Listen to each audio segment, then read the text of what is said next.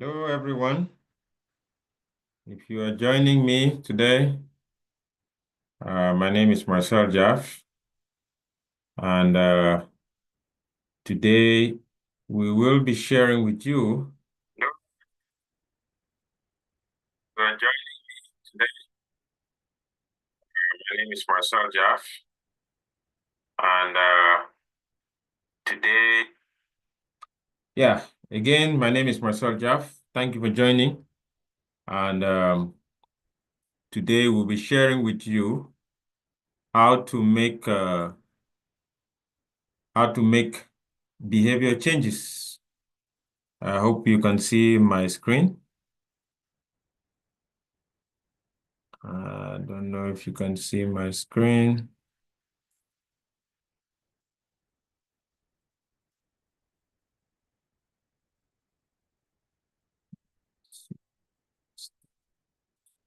Again, I'll do it again. Bear with me. Still trying to work the kinks on this. So today we are going to be talking about how to make behavior changes to improve your health. How to make behavior changes to improve your health. So this is inspired by my experience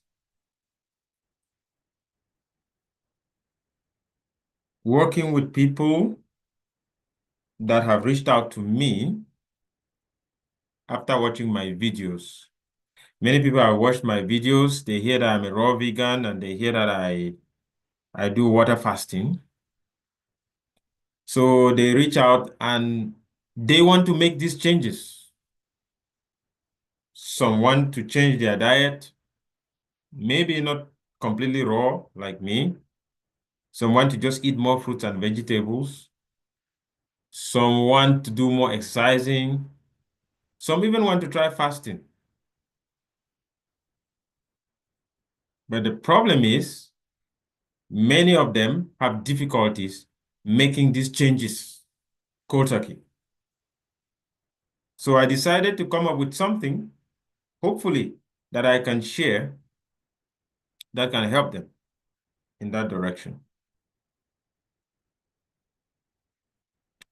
So the title is How to Make Behavior Changes to Improve Your Health. So, and the subtitle is Transform Life One Small Step at a Time. You don't need to hurry. One small step at a time.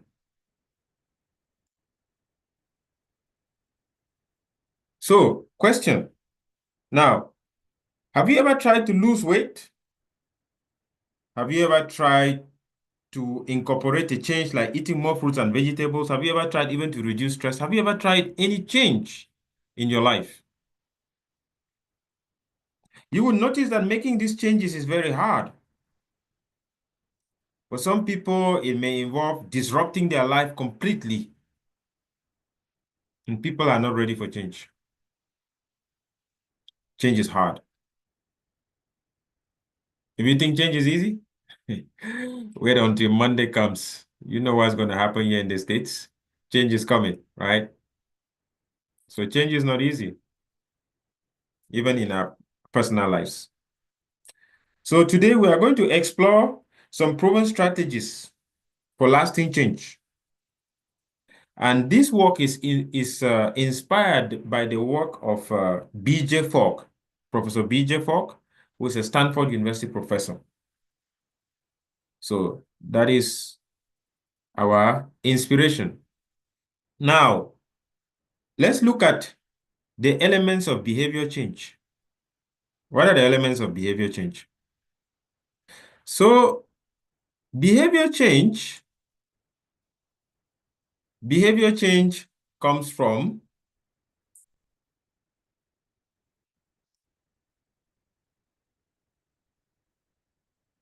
behavior change has three elements: motivation, ability, and prompt. Three elements.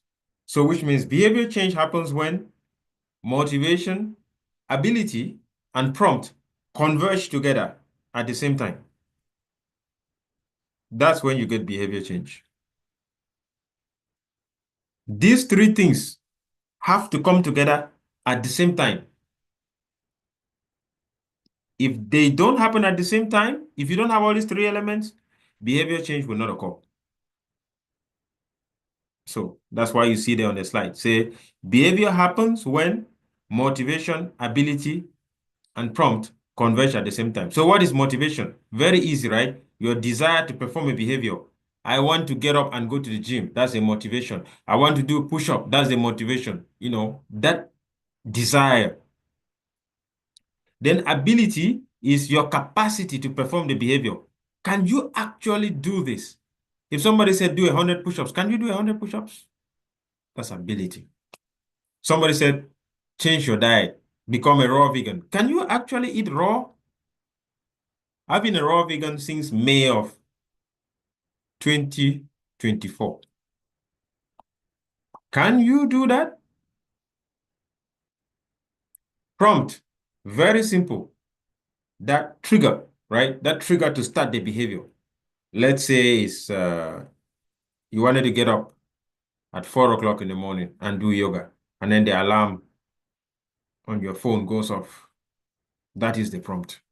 That's what we mean by prompt. So now, DJ Fogg has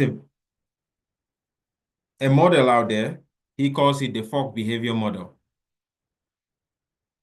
And the Fogg behavior model, as you can see from the graph there, it plots the motivation on the vertical axis, ability on the horizontal axis. So motivation ranges from low, meaning your motivation is you have a very low motivation to do the behavior change, to high, meaning that you're very highly motivated to do the behavior change, right? Like, for example, somebody might be very highly motivated to eat ice cream, right? Or has very low motivation to eat broccoli, right? I once remember there was a president of the United States, I think it's President H.W. Bush, President H.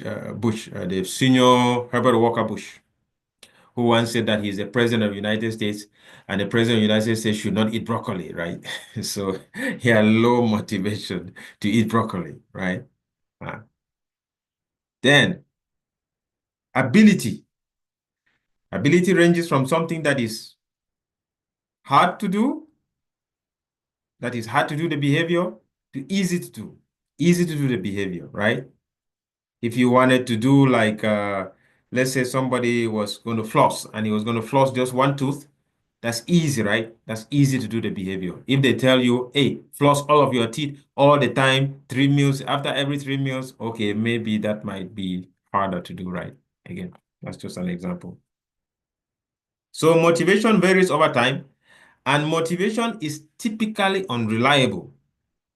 Most people out there, this is what they rely on, and that is why it's difficult to make these behavior changes. Most people out there, they think that for you to make a behavior change, it depends on how motivated you are. I hear that a lot when people hear that, oh, I'm a raw, they hear my story. I'm a raw vegan and I also water fast, and they say, oh man, you are so motivated. You are so this. Okay, you know the truth? The truth is that my motivation also wanes. My motivation goes up like a wave, like a yo-yo. Some days I'm very motivated, some days I'm not motivated, some days I... So I mean, if you had a roommate like motivation, you would have moved out long ago, because motivation is constantly changing. It's never steady. We are going to come across something called a motivation monkey. There's a reason why they call it a motivation monkey. So motivation is unreliable. You cannot rely on motivation alone to make a behavior change. So the better, not saying that motivation is not important, because all the three factors have to be there at the same time. But you have to rely on some motivation, but rely more on the other elements, which is what? Ability and prompt. Rely more on those. rather than on motivation, which is typically unreliable. And for us humans, it's actually natural. It's not something wrong with you. It's not you're lazy. It's not like something wrong. It's not a character flaw. It's just the way we are built. Our motivation goes up, then it comes down. That's just the way it is. So stop blaming yourself or blaming other people for this idea of behavior changes. As a matter of fact, what I would recommend if you are having issues with making these behavior changes is talk to a health coach. That is my best recommendation for you because a health coach is the one who's trained in all these things that I'm trying to share with you here. This would be, consider this the poor man's way of trying to make a behavior change. For somebody who has a means, I would strongly suggest contact a health coach. A health coach would then take whatever behavior change you are trying to make and then help you to make it. Let's take, for example, you went to your nutritionist and your nutritionist said, no more gluten. Okay, you live there and you're thinking, oh my God, how am I going to give up gluten? You know, I love my bread. I love this. I love, I love my pastries. I love all the things that have gluten in it that are so tasty. How am I going to live with this? So you start worrying like, how am I going to make this change? That's just an example. Or maybe you visit a nutritionist and he said you need to eat more fruits, apples, mango, pineapple, whatever, you know. Maybe it says you need to eat more vegetables. You need to eat more leafy green, especially leafy green vegetables, which are very, very important, increasing not just your fiber, but giving you also natural forms of protein and, many other phytonutrients. It sounds good, right? You feel like you would like to do it, or maybe you are still contemplating whether you should even do it. The best person that can walk you through all these steps in a slow, as pain-free as possible, without causing so much disruption in your lives and all that, is a health coach because the health coach has the skill set to help you do this. Some nutritionists can do both. Some nutritionists that are well trained, they are both coaches and nutritionists at the same time. When I'm talking about a nutritionist, I'm talking about a functional nutritionist. That's what I'm talking about here. Functional. All nutritionists are not the same. Functional and integrative nutritionist. Okay. So when you contact that nutritionist and he gives you, quote unquote, that prescription, then you now go to a health coach and then the health coach will now help you to make it happen. Spoiler alert. I don't know if we should call this a spoiler or not. Make it sound as if it's a bad thing. So a health coach does not tell you what to do. He only helps you, works with you to help you to go to where you want to go at the pace at which you can tolerate, at a sustainable pace. You don't come there and a health coach starts questioning you, okay, why didn't you eat your broccoli? Why didn't you eat your vegetable? Why didn't you do the exercise change? Okay, why didn't you? No, the health coach is basically helping you to go to where you want to go. The health coach is not there to be telling you what to do, to be arguing with you, confrontations and resistance and trying to convince you. No, that's not the skill set of a health coach. The health coach is going to work with you. The health coach is on your side. And that is why health coaches are so successful at doing this because of the way they're trained. Yeah. For people who want to check out an excellent health coach out there, you can always check out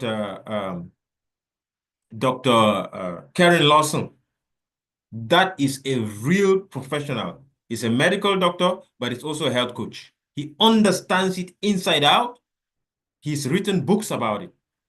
There's a famous article that he writes talking about the 4 pillars of health coaching.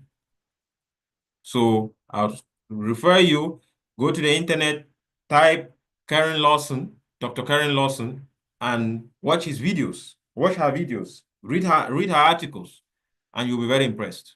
You'll get to understand this field of health coaching. Many people don't know about this. That is the reason I decided to come on YouTube Live today, is to be able to share this, what I learned, with you. Because you may be sitting out there struggling with all these changes and blaming yourself, instead of using some of these methods. Either you do it by yourself, or best method, you go with a health coach. Instead of giving yourself a pat on the back for being successful, you'll be there what? Kicking your own stomach up and blaming yourself, right? Beating yourself up. And when you're beating yourself up, what happens? You instead become worse, as you will see. Yeah. Feeling good about the small changes you are making, as we are going to see, makes you feel good and creates a good feeling in your body, creates good neurochemistry, and at the same time, and in that way, it motivates you to make even bigger changes. All right, so let's keep going.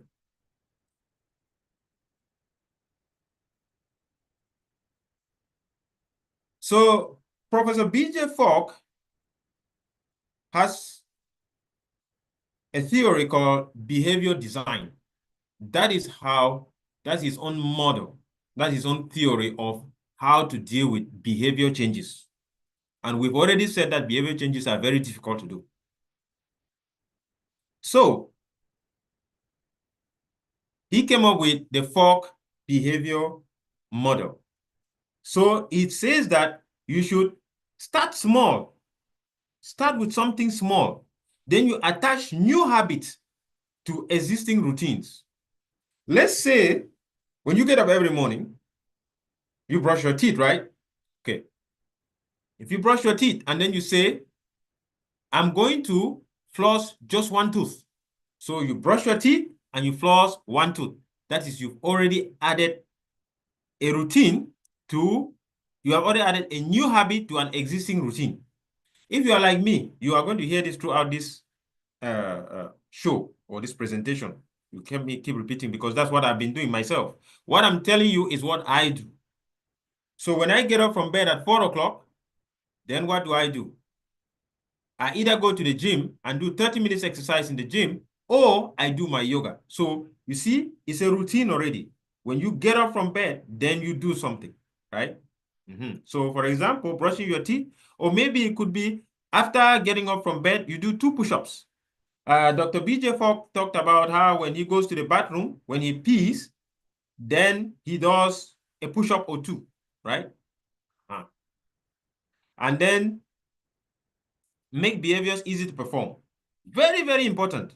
That's the idea of tiny habits.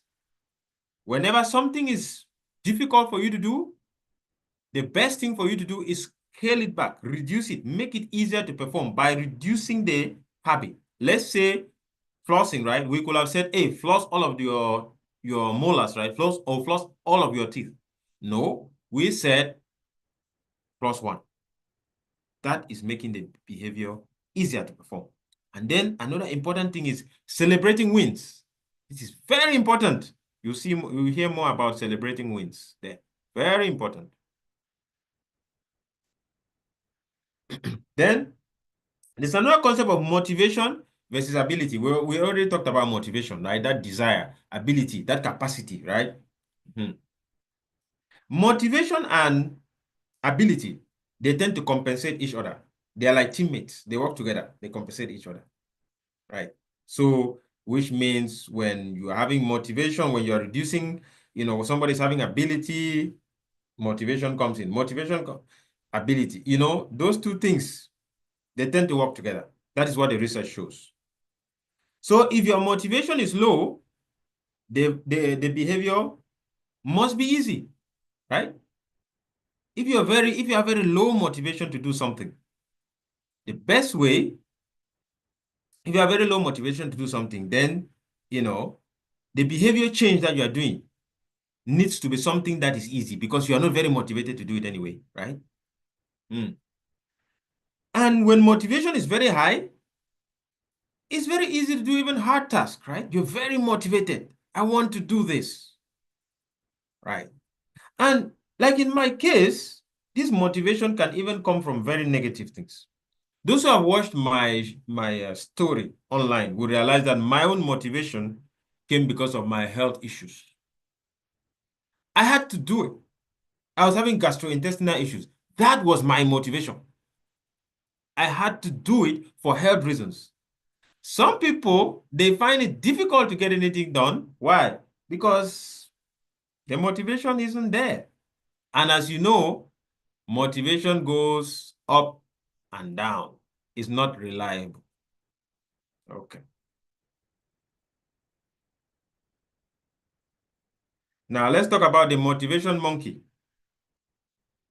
This is the myth of waiting for high motivation. This is the case where you find people setting very high, unrealistic goals, thinking that they will achieve those goals. That is what the motivation monkey is about. And the motivation monkey can help you sometimes, to achieve very high goals, but is one of those companions that would abandon you when you need it most.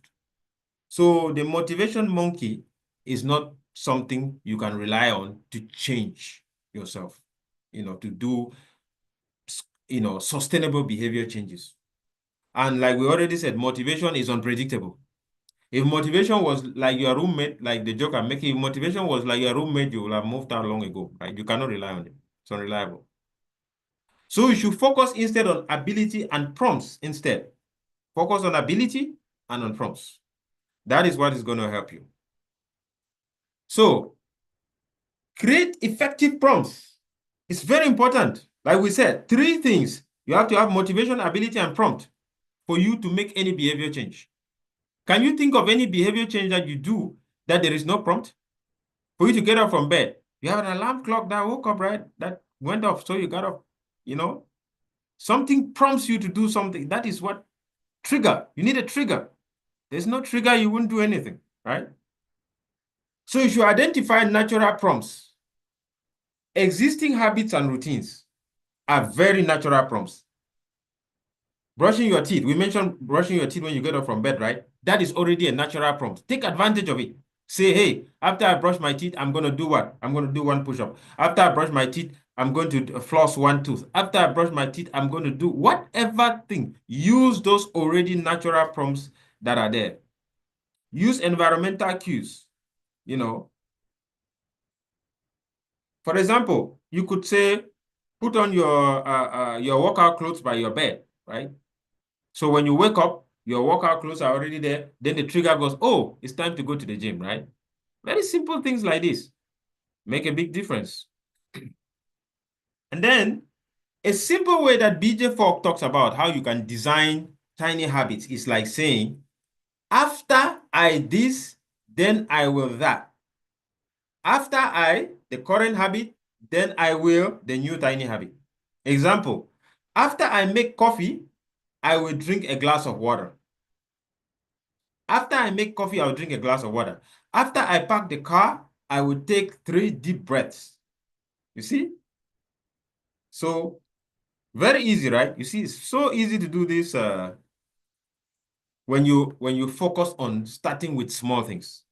And then, here is a very important thing that sometimes we neglect because we are very focused on what we did wrong. What we did wrong. We're always trying to focus on what didn't happen. We don't focus on what we didn't do. We don't focus on what we actually did. All right. So no matter how small the habit is, even if it meant just flossing 1 tooth, if that's all you did, if it's eating, maybe all you ate was an apple, or maybe all you ate was 1 broccoli. No matter how small the habit is, you should celebrate. You should celebrate. Like in my case, when I go to the gym, I do 30 minutes on the treadmill. You can see it on my YouTube page. When I do 30 minutes on the treadmill, what do I say? I say, I am awesome. When you say that, doesn't that make you feel good? It creates good neurochemistry. And before you know it, you start to, plant roots, deep roots of that habit into your body, So it reinforces that behavior. Then another thing is overcoming barriers. If you want to maintain a habit, even when you are already in it and you're doing a habit, you want to start thinking about barriers, things that will make you to relapse. A lot of times it has to do with time. You are here in the United States, people are very busy, right? They're busy. Maybe something has just happened, there's a life change, or there's another new thing that came into your agenda or to your to-do list. That can cause you to relapse, right? Just a small thing like this would cause you to relapse. Maybe you decided to take a class, go back to school, take a class. And then all of a sudden, you are supposed to be getting up at 4 o'clock and do yoga. And then now you are not able to do that. Or maybe your kids, if you are in people like us with families, maybe your kid is going to start an after school program. And now he's supposed to go for soccer. He's supposed to go for whatever program. And then all of a sudden things get thrown off, right? That is why I suggest to you that the best way to handle this thing is get a health coach. If there's anything you heard from me today, if there's any one thing you learned from this presentation today, is that you should get a health coach. When you get a health coach, that health coach is trained to handle all these kinds of things. I'm not saying that the health coach is going to tell you what to do. No. The health coach is going to work with you to help you anticipate these barriers yourself and then ask you for what are possible and feasible solutions. And then you will use those solutions to try to see how to overcome these barriers and to plan for them before they even happen. Because sometimes nobody is even planning to fail. Even like us that we are already, doing the raw vegan diet, trying to be exercising and all that. Nobody's planning to fail. It's just that stuff just happens, right? Life just happens. And then before you know it, you start relapsing. But if you have a coach, especially a very good health coach, he will start to be anticipating some of these barriers and try to formulate some kind of a plan B, plan C, plan D that can help you. And even if you happen to relapse, maybe it can be temporary. Maybe we can just say, hey, don't beat up on yourself. Ask yourself, what did you learn from this relapse? And just keep going. Pat yourself on the back and look at it like it's a lesson, right? After all, who is perfect? Nobody is, right? So step-by-step action plan. Step-by-step action plan. First thing is what? Identify the behavior that you want to change. That's step one. What behavior do you want to change? Do you want to lose weight? Do you want to start eating more fruits and vegetables? Do you want to reduce stress? What is the behavior you want to change? Then the next thing, start tiny and attach it to a prompt. Start small. Like in my case, I wanted to stay physically fit, right? So my own behavior, my own way of starting tiny was going to the gym and doing 30 minutes on a treadmill. What is my prompt? My prompt is that when I get up from bed, that's the first thing I'm going to do. Okay. Then celebrate small successes. My own celebration is that what? When I'm done, I look at myself, I say, I am awesome. Feels good, right? Say that with say it like you mean it, like because you actually do, right? Yeah. Say it like you mean it, right? And then, or you can say any other way, pat on the back, I don't know, whatever thing that makes you feel good, makes you feel like, hey, I've celebrated, right? And then when you're done with that, then just adjust based on feedback, right? Nothing is set in stone. If you set things in stone, you're calling for, again, that bad feeling, that feeling of constantly trying to blame yourself, and beat yourself up, right? So make adjustments based on feedback. Then in summary, let's summarize here. The summary key takeaways are what? Small changes lead to big results. Remember, we didn't say that you should stop at the small changes. When you do those small changes, you can then build from there to bigger things. Focus on ability and prompts over motivation. Motivation is unreliable. Your motivation can go up and can come down. as it pleases. It's very natural. And then celebrate every step. Okay, I'm going to do a call to action. If you are watching me right now, I'm going to challenge you out there. If you are watching me right now, I'll say this. Choose one tiny habit you are going to start today. Today is what? January the 18th, 2025. Choose, and the time is 9:43 p.m. in Durham, North Carolina. Choose one tiny habit that you are going to start today. If it's too late, maybe tomorrow. Choose one tiny habit you are going to start today. Even if it means when you're going to bed now, flossing just one tooth. Pick one tiny habit. You can even share the thing with me on the chat there. That way I can keep you accountable, right? I'll be your head coach. Yeah, just kidding. All right. All right. Then let's build this healthy habit together. All right. I would have loved to do a Q&A, but I cannot see the screen. I can't see the screen to see if people are because I know I'm sharing on YouTube. So I cannot see YouTube right now to see if people are. Let me take a look. Who knows? Maybe there are people there watching or asking me questions or something. No. All right. I don't see anybody. All right. I just decided to go live today, so I wasn't expecting that there will be there will be any people. Let me see. Who knows? Maybe it could be possible that there are people there. I don't know. I'll be surprised because nobody was expecting me to be live anyway. So I'll be very surprised. Okay, all right. Like I expected, there's nobody. So no worries. So like I said, put your commitment there. Share with us what is it the life change that you would like to do. Share with us. And other than that, the conclusion is please, if you are having difficulty making these behavior changes, it's very simple. Contact a health coach. Contact a health coach. Other than that, thank you for watching. Bye bye.